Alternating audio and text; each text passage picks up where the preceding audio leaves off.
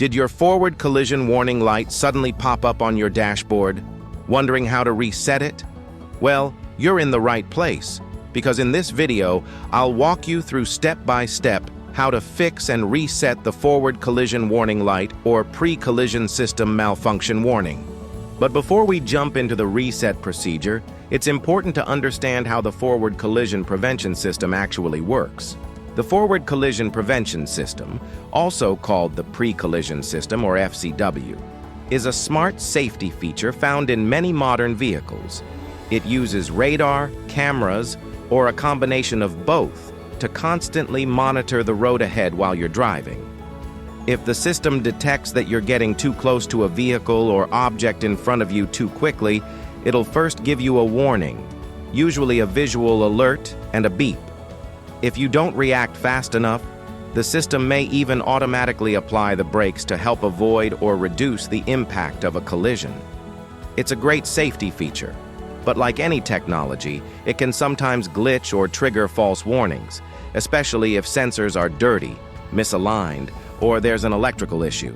All right, now that we understand how the system works, let's move on to how you can troubleshoot and reset that warning light. All right, the first thing you should always check is the camera or sensor at the front of your car.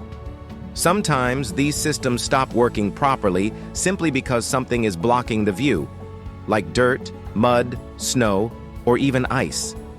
When that happens, the system can't see the road clearly and might trigger false alerts or keep that collision warning light stuck on. So take a moment and inspect the area around the front grille or windshield, depending on where your sensor or camera is located. If you spot anything on the lens or sensor, wipe it off carefully with a clean microfiber cloth. Make sure it's clean and free from any smudges or debris. Once it's clean, restart your car and check the dashboard again. In many cases, just cleaning the sensor is enough to clear the warning light. Now, if cleaning the sensor didn't do the trick, don't worry. There's another easy step you can try. Look at your steering wheel, and you should see a button that controls the forward collision warning system. This could be labeled with a car icon and some lines in front of it. All you need to do is press and hold that button for a few seconds. Keep it held down, and after a short moment, you should see the warning light turn off on your dashboard. That means the system has been reset, and you can continue driving normally. Just remember, this method works if there's no serious fault. So if the light keeps coming back, there might be something deeper going on. If you found this video helpful and want to see more guides on how to reset dashboard warning lights and fix common car issues, make sure to give this video a thumbs up, subscribe to the channel, and share it with your fellow car enthusiasts. And don't forget to hit that notification bell so you never miss an update when we drop a new video. All right, if the light still won't go away, it might be time to give your car a simple reset. One of the easiest ways to do this is by unplugging the battery. Just pop the hood and disconnect the negative terminal of the battery. Wait for about 2 to 3 minutes. This gives the vehicle's electronics enough time to fully power down. Then, reconnect the battery terminal, tighten it up, and start your vehicle again. If the issue was caused by a minor glitch or a software hiccup, this quick reset can often clear the warning light and get the system back to normal.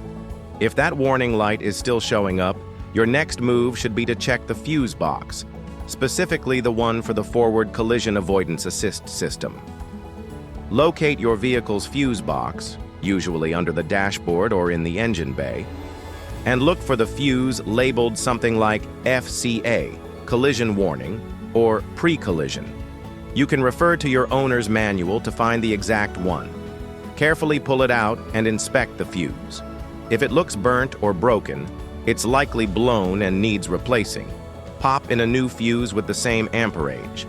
Once you've done that, go ahead and disconnect the battery again for a couple of minutes, just like we did in the previous step. Reconnect it, start the car, and the system should reset itself. Next, check for a software update. Now, sometimes that warning light isn't because of a hardware issue at all. It could just be a glitch in the software. Basically, the system needs a little digital refresh. Modern vehicles rely heavily on software to manage safety features like the forward collision warning system. If the software is outdated or experiences a hiccup, it might throw a false alert or keep that light on unnecessarily. If you've tried everything else and the light is still on, it might be time to check if your vehicle needs a software update. You can visit your dealership or a trusted service center. They have the right diagnostic tools to scan the system and see if an update is available. Next, check for failing parts like radar or camera defects. All right, if you've cleaned the sensors, reset the system, checked the fuse, and even updated the software, but that forward collision warning light is still on, then we might be dealing with a deeper issue. Sometimes, a defective part within the system, like the radar sensor or the forward-facing camera, could be the root cause. These components are essential for detecting obstacles ahead, and if even one of them starts to fail, it can trigger warning lights or even shut down the whole collision avoidance system. Check for corroded wiring or a drained battery. Now here's something that's often overlooked: corroded wiring or a weak, drained battery. The pre-collision system relies on clean electrical signals from various sensors and modules. But if there's corrosion on the wiring or poor connections anywhere along the system, it can confuse the sensors or even cut off communication entirely.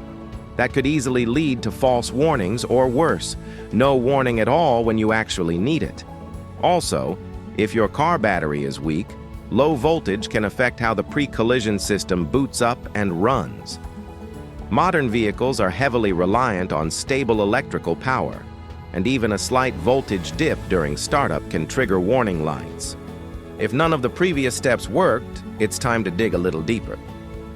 You can use an OBD2 diagnostic scanner to see if your vehicle has logged any specific error codes related to the forward collision warning system. To do this, you'll need an OBD2 scanner.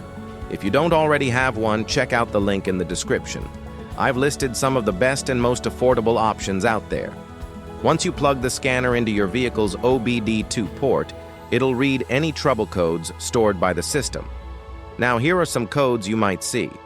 You might see U0235, which means lost communication with the cruise control front distance range sensor. That's often related to radar communication. Then there's C1A67, which indicates a front radar sensor fault. This could be due to a sensor failure or wiring issue. You might also get C1A13, pointing to a front camera recognition error. That usually suggests your front camera is either dirty, misaligned, or malfunctioning. And sometimes you'll see broader communication codes like U1000 or U1001. These refer to CAN communication faults, which basically means there's a network issue. Something is interrupting the flow of information between the vehicle's control modules. So interpreting these codes properly can really help narrow down the problem and tell you whether it's a simple fix or something that needs professional attention. Not sure what these codes mean? Don't worry, we've got you covered. Head over to our website, obdcode.org, where you'll find a full list of codes and their explanations.